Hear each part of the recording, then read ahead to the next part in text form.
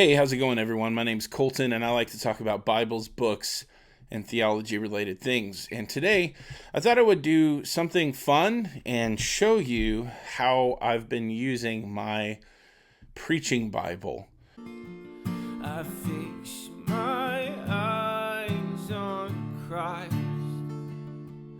I fix my eyes. I've had this Bible for quite some time, but never really fell into a rhythm as to how I mark it up and use it until recently. And if you've been around, you know my preaching Bible is the ESV verse-by-verse preaching Bible, rebound by Rustic Leatherworks, and have really enjoyed this Bible. It's a wonderful Bible. And I'll show you, I've done a video review of it a while back, but I'll show it to you again just to see the nice work that they did. But also, just want to show you kind of the method I've developed for how I use it for sermon preparation, and when I take it up to the pulpit with me, what little helpful things I put in it. The point of me making this video is, if you're like me, maybe you are a pastor out there, or maybe just a teacher or someone who just wants to know how to mark up your Bible in a certain way. I've watched lots of other guys' videos on how they do their stuff to get ideas. So that's all this is. This is not me saying this is the way that you should mark up your Bible. But this is a specific way of marking up a Bible, in that it's for preaching or teaching would work just as well. But maybe you'll get some ideas from it. I just really want to have fun with it and just show you kind of what I've developed as I preach through the book of Colossians.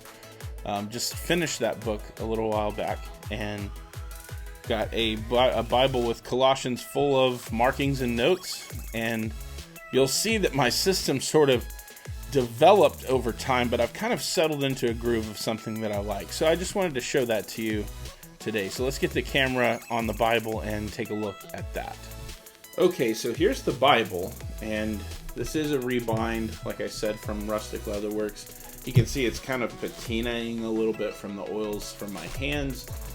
Some people would want to immediately clean that or do, I don't know, I just kind of like it. It is the way it is. But just a quick overview of it and the work they did. Excellent job. Got some yap that they added. This is a really, really thick piece of leather here. Spine work is incredible. That's their cool logo there. There's the back. The back has a little bit more texture to it. I forgot what the specific color, and you can see there's some scratches. It's taken some wear and tear, but I've viewed this from day one as a workhorse, and that's what it is. So,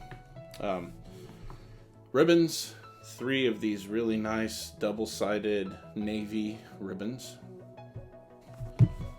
And inside, I always keep these in case I need more places to mark. These are those cheap little post-it things that you can stick anywhere and they won't rip the page or do anything like that, as long as you're careful taking them off. And yeah, I got a navy liner on the inside. Okay, so that's just quickly showing you what the Bible itself looks like again. But let's go to, you can see the format there being verse by verse. Move these things over a little bit. Let's go to the book of Colossians, and you can see where I've sort of over time developed my note-taking system, or my use for preaching that I have developed here. So in the beginning, in the first parts, there really isn't a lot of system in play here. It's really underlining things that I thought were important, or repetitive words maybe, but and just taking some notes off to the side, and developed over time a system. But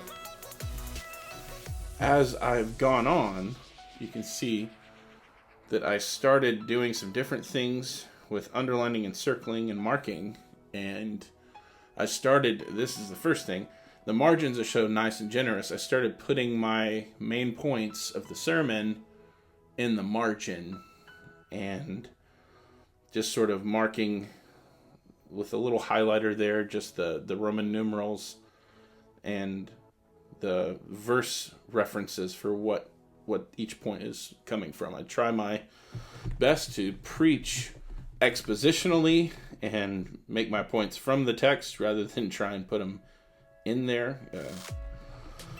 But nonetheless, so let's talk about some of these things I developed over time. Circling, I use for multiple different things. I use it for repetition. So like you can see here, the word mystery is repeated. I use it for just important words in general that pertain to the text. Like you can see, I circled the word suffering, and sort of the overarching point of that sermon was joy in suffering. And then you'll see these little marks under some words, and what I do there is I started doing a little star or an X underneath some of the verbs. So yeah, and then I draw arrows to connect back and forth between things just to help keep the flow of thought. Or, like circled the word therefore and drew an arrow back to, this is the complete thought that's bringing out this next one.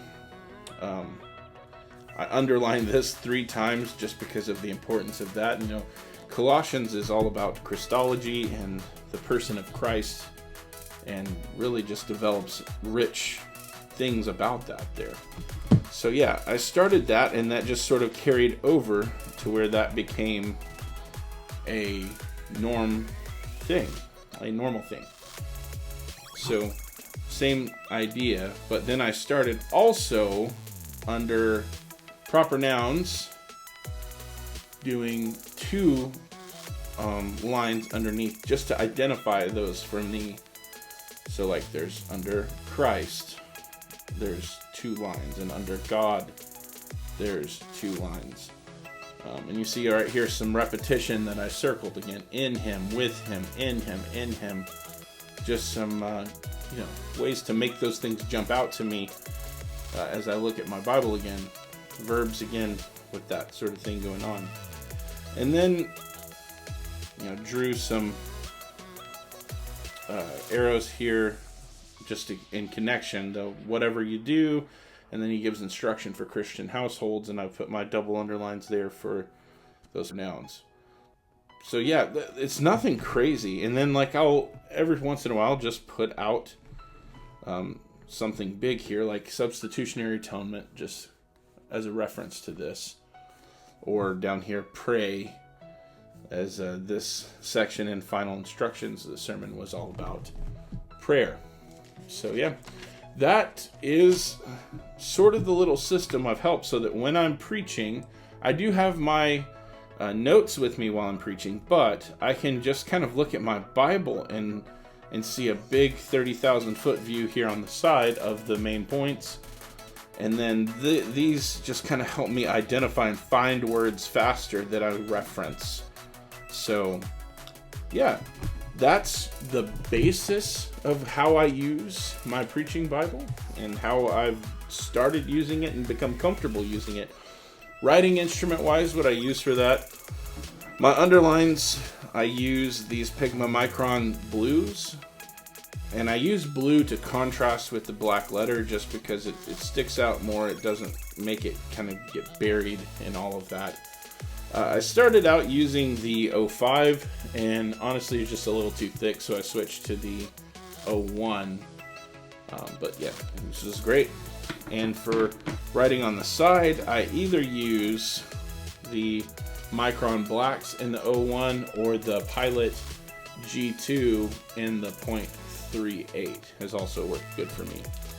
And highlighters, you guys know I shared that I like these Sharpie highlighters quite a bit because I can see they have that window on them where you can see. Here, I'll see if I can demonstrate it again. Or when you hold it up to the text, you can sort of see through it what you're about to underline. And yeah, I don't like highlighting in my Bibles generally, but it does help me, I think, just to have those little things jump out. it does, and one of the reasons I don't like it is it does tend to go through really hard on the other side of the page, as you can see, like right there. But I found it not to be too distracting. So anyway, that's how I've been marking up my Bible, and I hope that it was helpful to you just to see that. Like I said, I enjoy watching other people's videos about this. This is what I've been doing for preaching. So anyway, thank you guys so much for watching. Please give this video a like if you enjoyed it, and subscribe if you have not yet already. I would greatly appreciate that. The bell icon to get notifications when a new video comes out. All those things would mean the world to me if you would do that, if you enjoy this sort of content. That's going to do it for this video, guys. I'll see you in the next one.